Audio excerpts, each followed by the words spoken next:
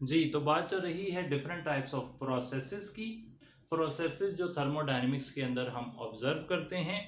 आप प्रोसेस को इस तरह डिफाइन कर सकते हैं कि अगर एक सिस्टम एक स्टेट से दूसरी स्टेट में चेंज हो रहा है तो इस अमल को आप एक प्रोसेस कह देंगे।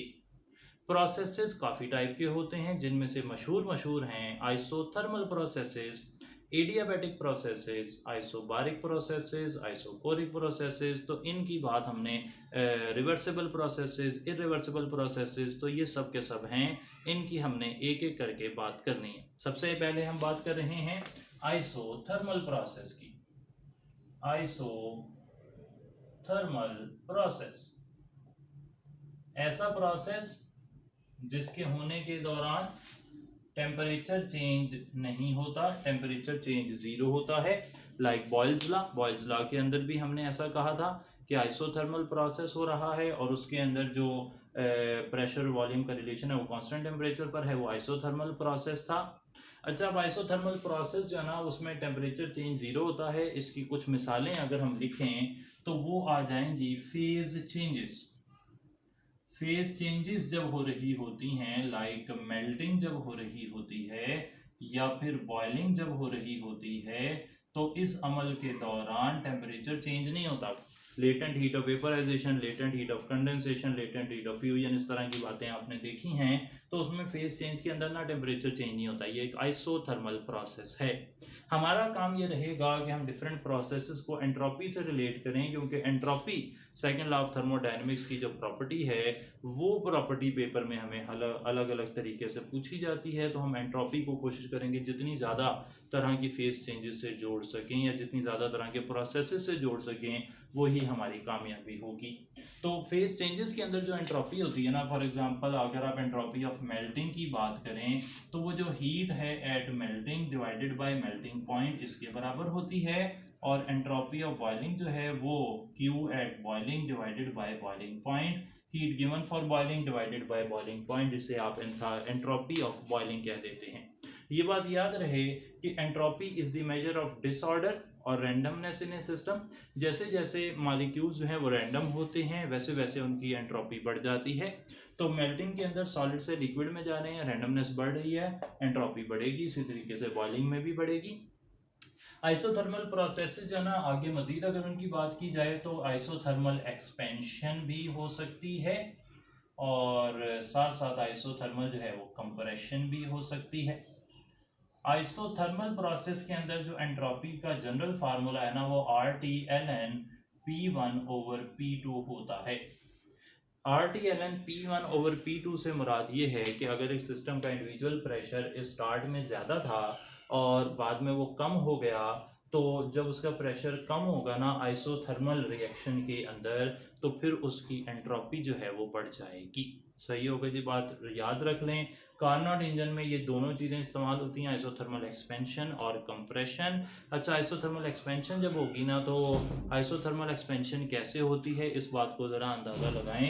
आपके पास एक सिस्टम पड़ा हुआ होगा और ये सिस्टम जो है आपने इसे जो है इस तरीके से एक सिस्टम डिज़ाइन किया है।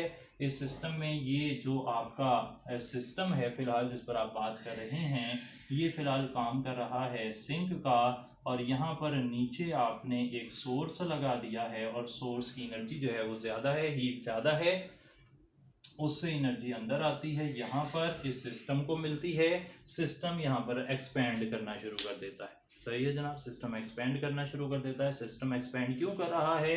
क्योंकि वो चाहता है, उसके ऊपर एक पिस्टन लगा हुआ है, वो चाहता है कि पिस्टन मूव करता जाए लेकिन टेम्परेचर चेंज ना हो, ताकि आइसोथर्मल एक्सपेंशन हो जाए। जब हीट फ्लो होगी सोर्स से सिंक की तरफ, जब भी हीट सिस्टम में आती है तो भाई वो जो है ना वो काम करती है एंट्रोपी को बढ़ाने का।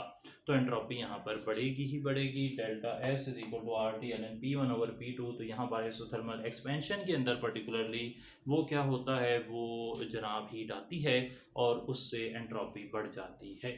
क्लियर हो गई थी बात? तो ये वाली बात, क्योंकि ये एक स्पॉन्टेनियस प्रोसेस है, सोर्स से सिंक की तरफ आना, जो भी स्पॉन्टेनियस प्रोसेस है उनमें एंट्रोपी इंक्रीज करती है अगर वो इरिवर्सिबल हों, तो आमतौर पर इरिवर्सिबल ही होते हैं।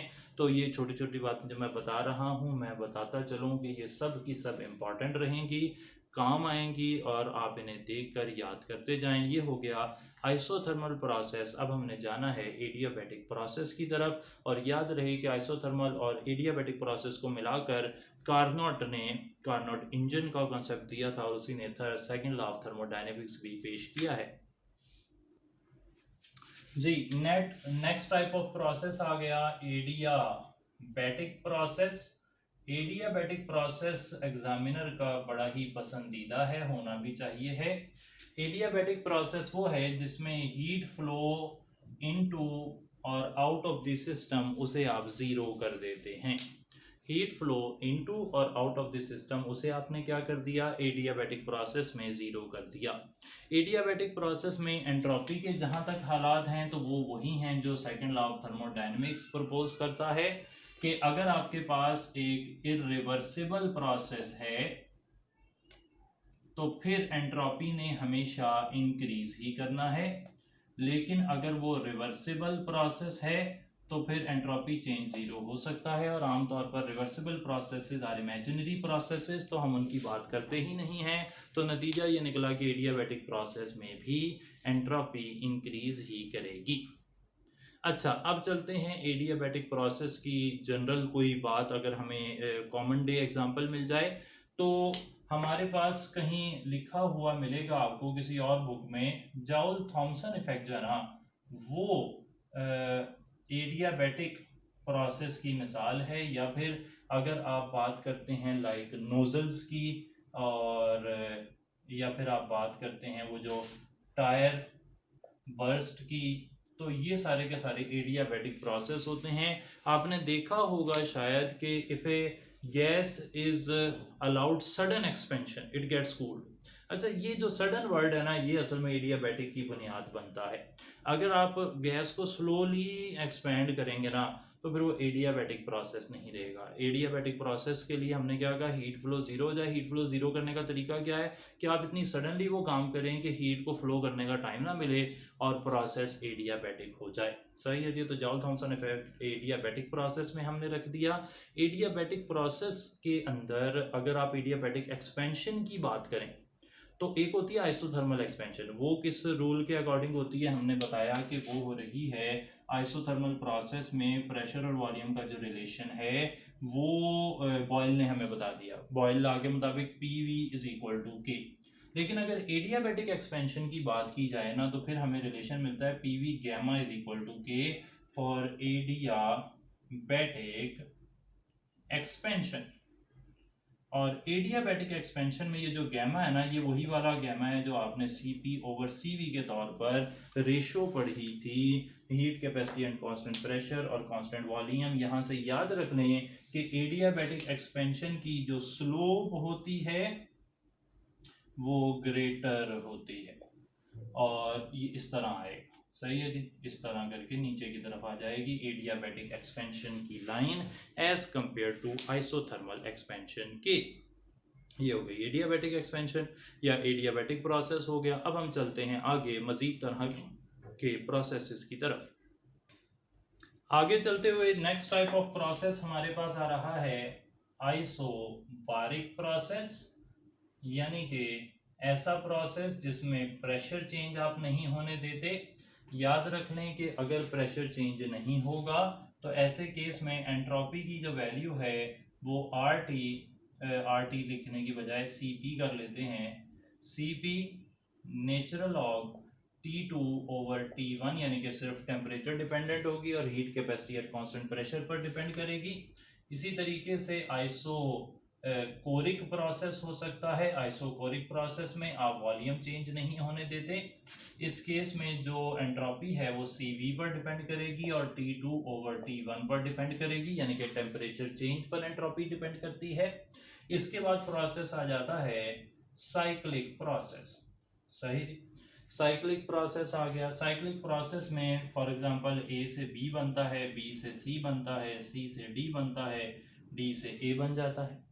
यहाँ पर during the process internal energy change नहीं होती और एंथैल्पी भी चेंज नहीं होती। अच्छा, साइक्लिक प्रोसेस से हम यहाँ पर बात करेंगे दो चीज़ों की, एक है हेस लॉ की और एक है बॉर्न हार्बर साइकिल। ये हम FSC लेवल की ही बात करेंगे, मजीद डिटेल इसमें नहीं डालेंगे, बहुत ही अच्छा टॉपिक लिखा हुआ है वहाँ पर। तो हेस्ला से स्टार्ट लेते हैं। हेस्ला क्या कहता है? हेस्ला हमें ये बता रहा है कि energy change in cyclic process is zero. Born Haber cycle भी ऐसे ही कह रहा है।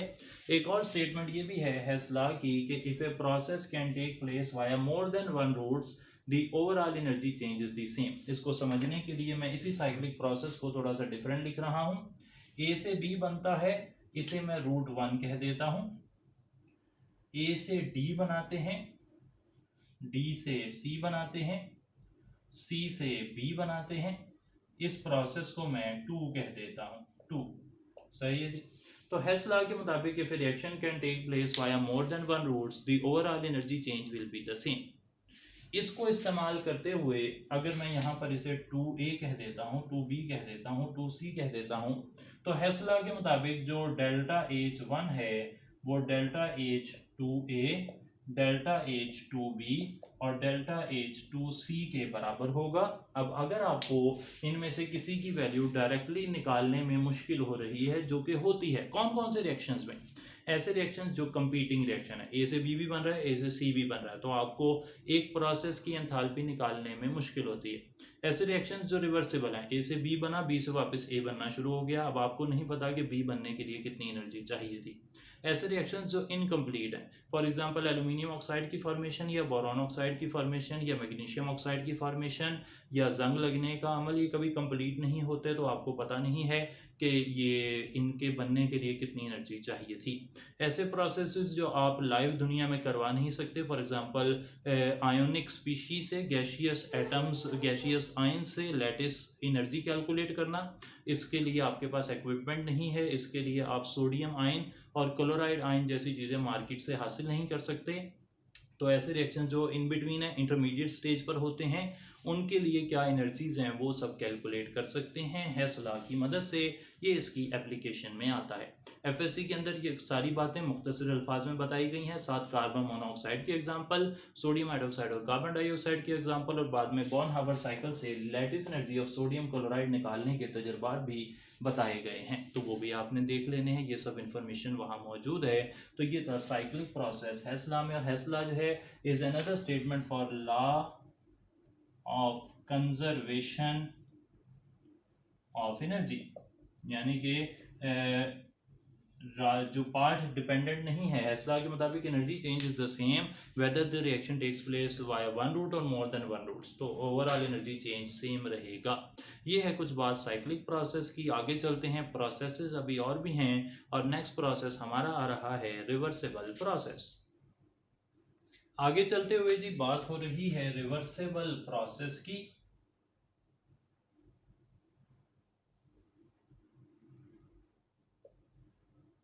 रिवर्सिबल प्रोसेस बेसिकली इस तरह आप याद रख लें कि हम सबसे पहले ना केमिस्ट्री के अंदर या फिर किसी भी साइंस में ऐसा कोशिश करते हैं कि हम जो आइडियल सिस्टम्स हैं उनकी बात करें, आइडियल प्रोसेसेस की बात करें, और फिर हम उसे रियल प्रोसेस पर लगा कर हम ये फाइंड आउट करने की कोशिश करें कि व्हाट इज़ द डिफरेंस। और इसकी वजह बड़ी सादा है।